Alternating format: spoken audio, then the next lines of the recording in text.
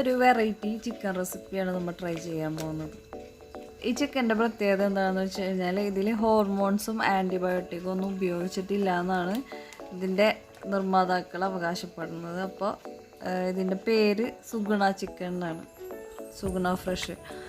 അപ്പോൾ സാധാരണ ഈ PCOD ഉള്ള ആളുകൾക്കൊക്കെ അല്ലെങ്കിൽ യൂട്രസിൽ ഫൈബ്രോയിഡൊക്കെ ഉള്ളവർക്കൊക്കെ ചിക്കൻ കഴിക്കരുതെന്ന് പറയുന്നത്. അതായത് ചിക്കനിൽ ചില ഹോർമോൺസൊക്കെ ഇഞ്ചെക്ട് ചെയ്യുന്നുണ്ടല്ലോ, അപ്പോൾ അത് അവർക്ക് കൂടുതൽ എഫക്റ്റ് ചെയ്യും. അതുകൊണ്ട് ചിക്കൻ അങ്ങനെ കഴിക്കരുതെന്ന് പറയും. പക്ഷേ ഈ ചിക്കൻ കുറച്ചും കൂടി സേഫാണെന്നാണ് എനിക്ക് തോന്നുന്നത്. അപ്പോൾ നമുക്കിതൊന്ന് നോക്കാം, എങ്ങനെയാണ് ഇതിൻ്റെ പ്രിപ്പറേഷനും ചിക്കൻ എങ്ങനെയാണെന്നൊക്കെ നമുക്ക് നോക്കാം.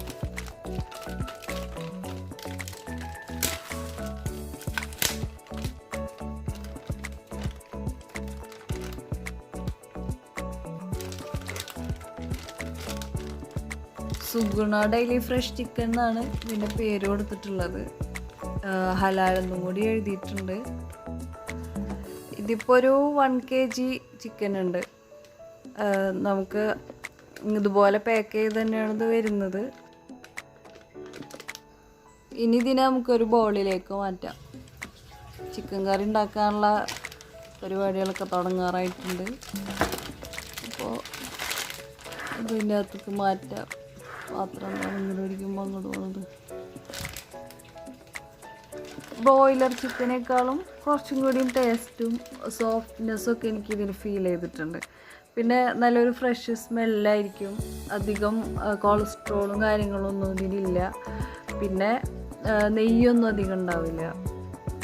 എപ്പോഴും നല്ല ഫ്രഷ് ആയിട്ട് തന്നെ ഇരിക്കുന്നുണ്ടാവും ചിക്കൻ. ഇനി ഇതൊന്ന് കഴുകി വൃത്തിയാക്കി എടുക്കണം. ചിക്കൻ ഞാൻ കഴുകി വെള്ളം വാർത്ത് വെച്ചേക്കാണ്. ഇനി അതിലേക്ക് 1 ടീസ്പൂൺ മഞ്ഞൾപ്പൊടി ഇട്ട് കൊടുക്കുന്നുണ്ട്. മഞ്ഞൾപ്പൊടി ഇട്ടു. ഇനി കുറച്ച് മുളക് പൊടി ഇട്ട് കൊടുക്കാം. ആവശ്യത്തിന് ഉപ്പ് ഇട്ട് കൊടുക്കാം. ഇനി ഇതെല്ലാം കൂടി ഒന്ന് മിക്സ് ചെയ്തിട്ട് കുറച്ച് നേരം ഒന്ന് റെസ്റ്റ് ചെയ്യാൻ വെക്കണം. ഇനി ഒരു പാൻ വെച്ചിട്ട് നമുക്ക് ആ ചിക്കനൊക്കെ ഒന്ന് ഫ്രൈ ചെയ്തെടുക്കാം. കറി വെക്കണതിന് മുമ്പ് ഒന്ന് ഫ്രൈ ചെയ്യണം നല്ലത്. അപ്പോൾ ചിക്കൻ അങ്ങനെ ഉടഞ്ഞു പോവില്ല. അതിനായിട്ട് കുറച്ച് ഓയിൽ ഒഴിച്ചു കൊടുക്കുക. ഓയിൽ ചൂടാകുമ്പോൾ ചിക്കൻ ഒന്ന് ഓരോന്നായിട്ട് അതിലേക്ക് വെച്ച് കൊടുക്കുക.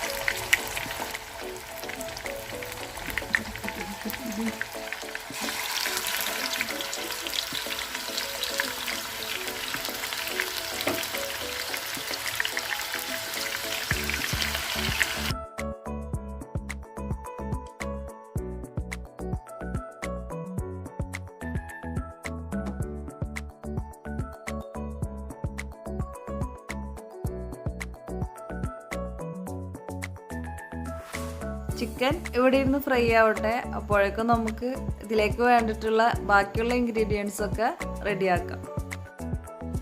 കറിയിലേക്കായിട്ട് 3 സവാള എടുത്തിട്ടുണ്ട്, 2 തക്കാളി, 3 പച്ചമുളക്, വെളുത്തുള്ളി, ചുവന്നുള്ളി, പിന്നെ ഒരു കഷ്ണം ഇഞ്ചി എടുത്തിട്ടുണ്ട്. ഇതൊക്കെ നിങ്ങളുടെ ആവശ്യാനുസരണമാണ് കേട്ടോ എടുക്കുക. അതായത് കറിയുടെ ലെങ്ത് അനുസരിച്ച് നിങ്ങൾക്ക് ഇത് കൂട്ടുകയോ കുറയ്ക്കുകയോ ചെയ്യാം. ഇപ്പോൾ ചിക്കൻ മുഴുവൻ ഫ്രൈ ചെയ്തെടുത്തിട്ടുണ്ട്.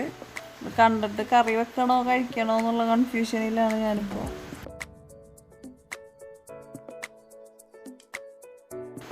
ചിക്കൻ ഫ്രൈ ചെയ്ത അതേ ഓയിലിലേക്കാണ് ഞാൻ സവാള അരിഞ്ഞത് ചേർത്ത് കൊടുക്കുന്നത്.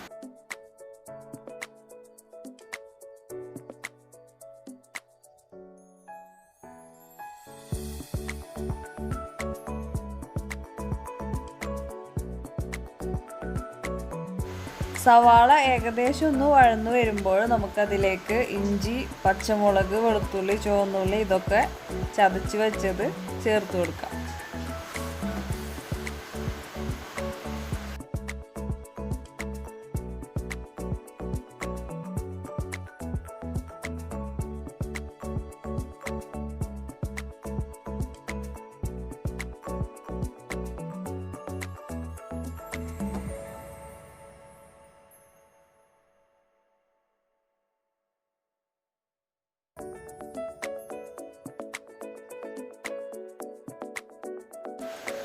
ഇപ്പോൾ ഇതെല്ലാം ഒന്ന് ഏകദേശം വഴന്നു വന്നിട്ടുണ്ട്. ഇനി ഇതിലേക്ക് നമുക്ക് കുറച്ച് തക്കാളി ചേർത്ത് കൊടുക്കണം. അപ്പോൾ നാം എടുത്ത് ചേർന്ന തക്കാളി അരിഞ്ഞത് ഇതിലേക്ക് ചേർത്ത് കൊടുക്കുകയാണ്.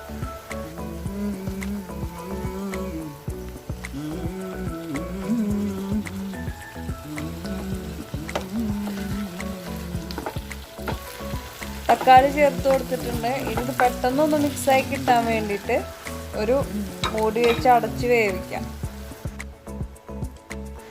ചിക്കൻ കറിക്ക് വേണ്ട മസാലപ്പൊടികളൊക്കെ ഞാൻ എടുത്ത് വെച്ചിട്ടുണ്ട്. 2 ടീസ്പൂൺ മല്ലിപ്പൊടി, 1 ടീസ്പൂൺ മുളക് പൊടി, 1 ടീസ്പൂൺ മഞ്ഞൾപ്പൊടി.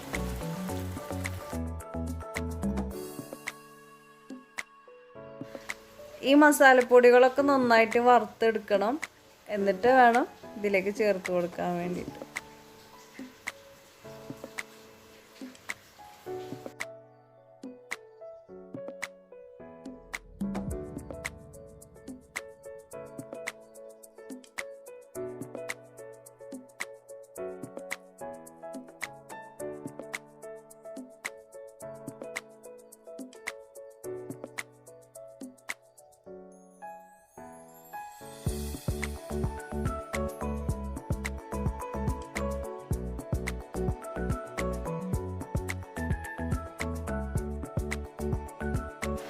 ചിക്കൻ കറിക്ക് വേണ്ടിയിട്ടുള്ള ഗ്രേവി ഇവിടെ റെഡി ആയിട്ടുണ്ട്. ഈ ഒരു പാകത്തിലാണ് നമുക്കിത് കിട്ടേണ്ടത്. ഇതിലേക്ക് കുറച്ച് കറിവേപ്പില കൂടി ഞാൻ ഇട്ട് കൊടുക്കുന്നുണ്ട്. കറി ഉണ്ടാക്കുന്നതിനായിട്ട് ഈ ഗ്രേവിയെ നമുക്ക് കുറച്ചും കൂടി വലിയൊരു പാത്രത്തിലേക്ക് മാറ്റാം. ഇതിലാവുമ്പോൾ നമുക്ക് സൗകര്യത്തോടെ കറി ഉണ്ടാക്കാം. ഇനി ഈ ഗ്രേവിയിലേക്ക് നാം നേരത്തെ ഫ്രൈ ചെയ്ത് വെച്ചിരുന്ന ചിക്കൻ ചേർത്ത് കൊടുക്കാം.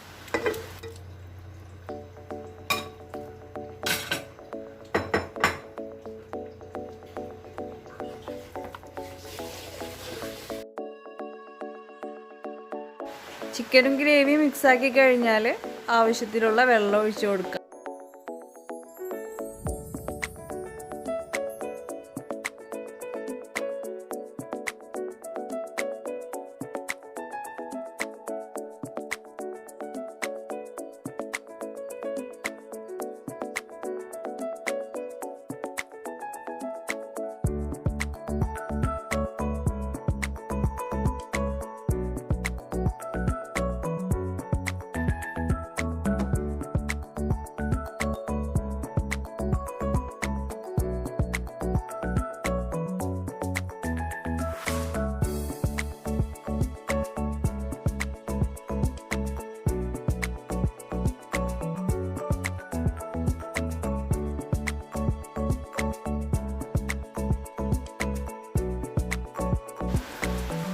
ആവശ്യത്തിനുള്ള വെള്ളവും ഉപ്പൊക്കെ ചേർത്ത് കൊടുത്തിട്ടുണ്ട്. ഇനി അത് കുറച്ച് സമയം നമുക്ക് അടച്ചു വെച്ചൊന്ന് വേവിച്ചെടുക്കണം.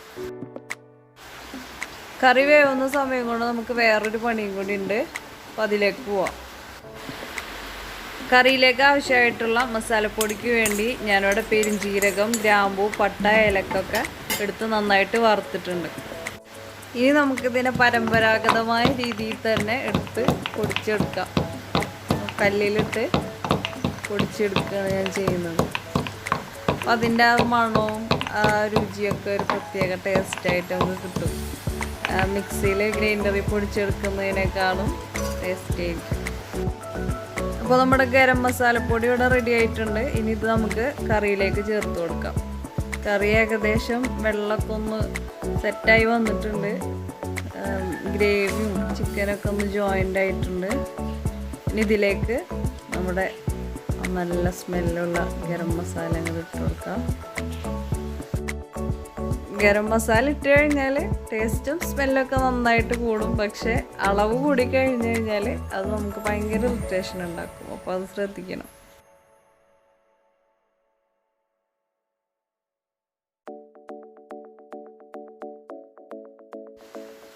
നല്ല അൺസഹിക്കബിളായിട്ടുള്ള മണമൊക്കെ വരുന്നുണ്ട്. അപ്പോൾ ഇനി പിടിച്ചിക്കാൻ പറ്റില്ല. അപ്പോൾ നമുക്കിത് വേഗം സെർവ് ചെയ്യാം. അതിന് വേണ്ടിയിട്ടൊരു സെർവിങ് ബൗൾ എടുക്കുക. കറി അതിലേക്ക് മാറ്റാം.